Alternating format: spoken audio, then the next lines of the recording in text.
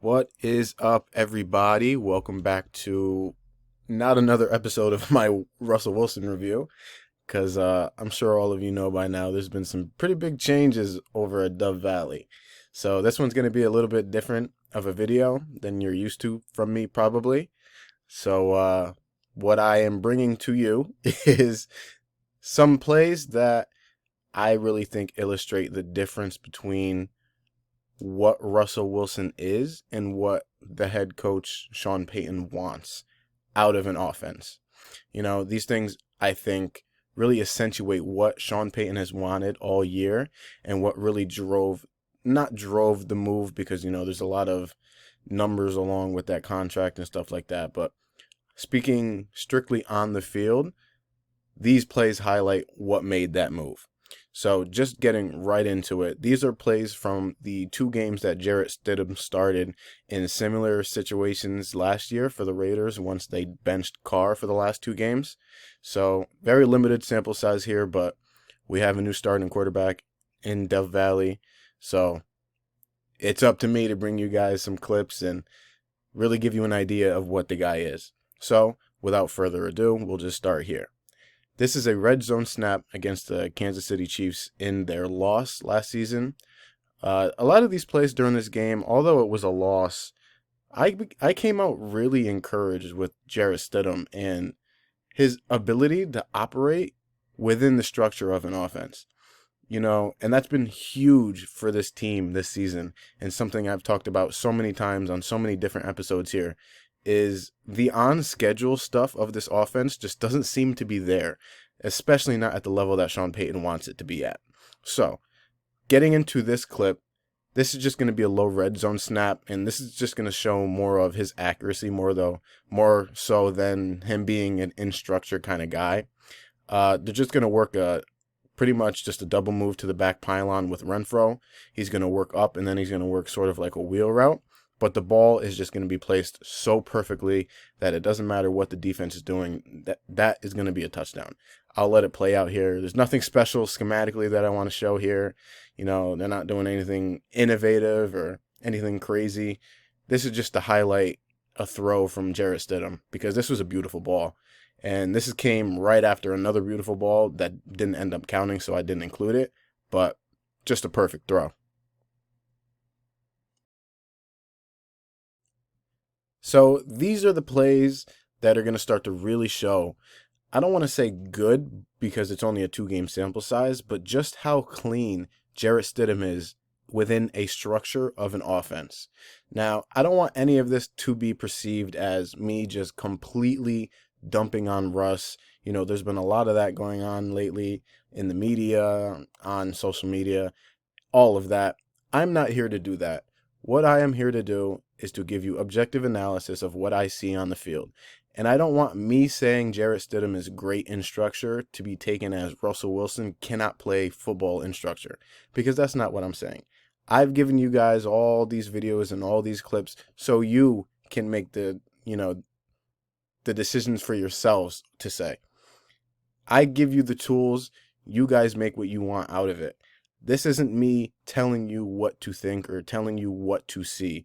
This is just me kind of explaining what is going on. And what you take out of it is what you take out of it. But that's enough of my little rant. This is Jarrett Stidham being a great quarterback in structure. So what they're going to get here is they're going to get a one-high look from the 49ers here. And they're going to have Fred Warner walked up in the A-gap. And what that is going to tell Stidham is, A, there's one high safety. So they want to work a slant down to the bottom to Adams. So if this was truly one high, that's what you would want to work, that slant to Adams. But not only that, but Fred Warner walked up in the A-gap, and this linebacker right here capped over the Y. That's, not always a tell, but sometimes that's going to be a tell of pressure or of some sort of front manipulation. So that's what Jarrett Stidham is seeing pre-snap. But they end up switching out of that post-snap. And then I'll show you. They roll out to too high. Fred Warner comes from the A-gap to work that pull in Tampa 2. So he's running down the pipe, taking anything vertical from that pipe area. And Stidham is reading this on the fly because they rotated post-snap. So he has to come off of that slant to Adams because he knows that linebacker is going to drive on it. And what he does is he just works to the dig that is coming right behind that void of where Fred Warner ran that pipe. Listen, this is going to look like me just geeking out over a 10-yard throw. And I absolutely am. Because plays like these are what keeps drives going.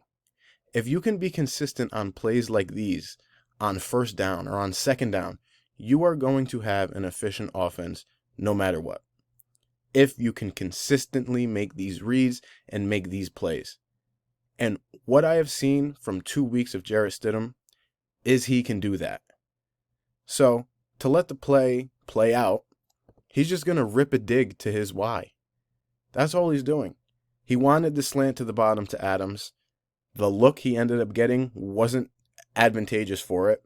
He moves off of it, and he hits the dig, which is coming right into the void that too high rotation is leaving. That is just great stuff. Now, this is going to be another example of what Sean Payton might have wanted out of the offense that he wasn't getting with Russell Wilson for whatever reason, is when Russell Wilson felt the slightest sense of any pressure, things started to break down for him. He started to look at the rush, his eyes dropped from the route combinations, and he was looking for an out. Jarrett Stidham is the complete opposite of that. And I believe that is what Sean Payton is looking for. So on this play specifically, what they're going to get is they're going to get Adams, who is lined up in the slot. And he's going to work sort of a choice route, and he's going to break outside. But he isn't going to break automatically.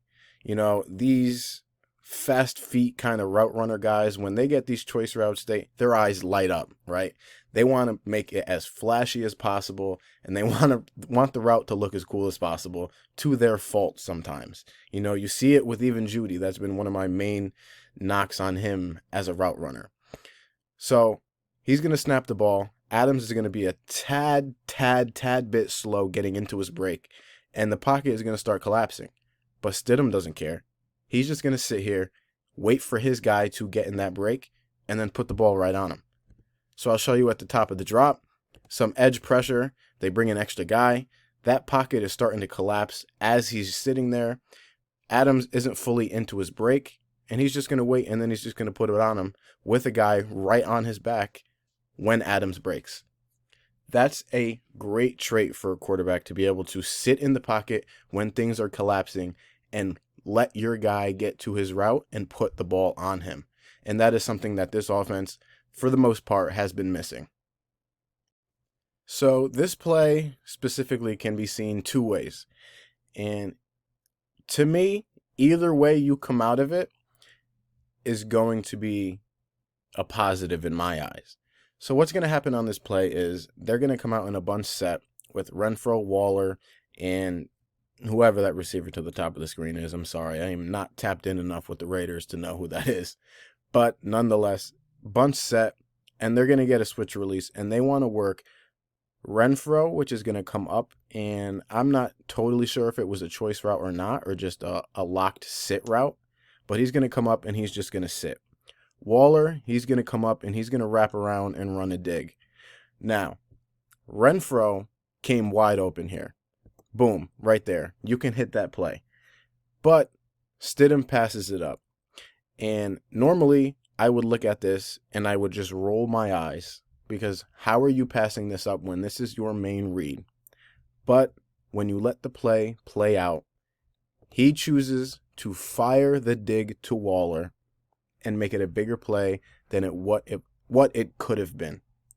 Now, again, like I said at the beginning, you can grade this one way or another, but for me, this is a net positive, because not only was he willing to work that simple progression, that high-low on that defender, but he chose the most optimal decision on that field.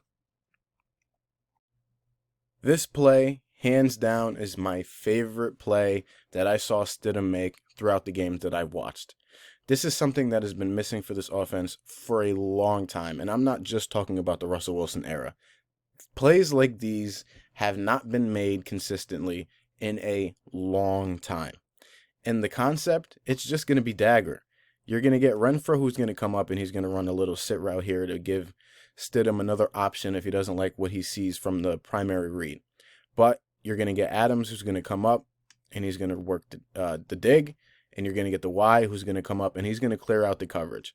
Now, the Chiefs matched this with Tampa 2. And in Tampa 2, it is somewhat harder to work dagger because the pipe player who is running down the pipe with anything vertical down the middle of the field in Tampa 2, he's getting depth. So he's going to be in that window for that dig. So it's a little bit muddier than it would be on, say, regular cover 2 and not Tampa, where there's no pipe player. But what you have to do as a quarterback is you have to sit there and you have to let that seam route clear out that pipe player. So yes, it's a simple concept like dagger, but you still have to have some patience to let it develop and let guys get to their spots before you can throw the ball. And Stidham not only did that on this play, but he did it with pressure. And again, he is just so calm in the pocket and he finds a clean area, a clear launch point, and he gets the ball to where it needs to be. So I'll show you and I'll let you see it for yourself. They bring an edge. Running back has to come all the way across the formation.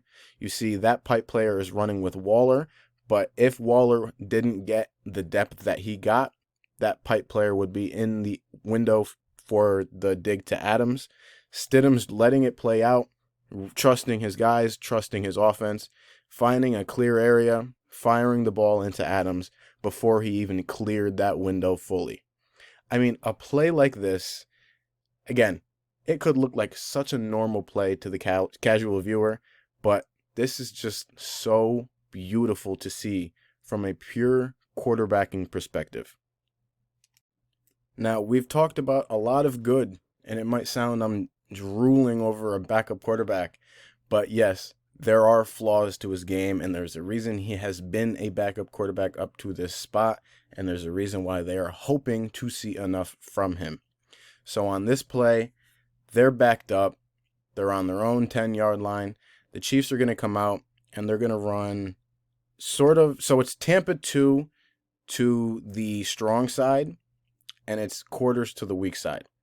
So what the Raiders are going to try and match that with is they're just going to run 989, which is going to be a go route from your outside guy.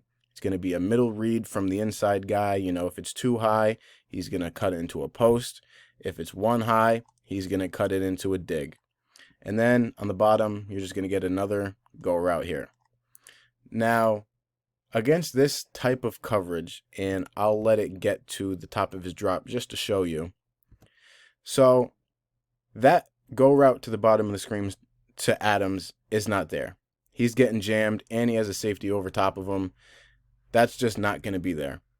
Top of the screen, this is the quarters side of it. So you are having this corner. He's going to lock onto that man, anything vertical. So he's got that man no matter what. And you have that safety over top who is just looking for it.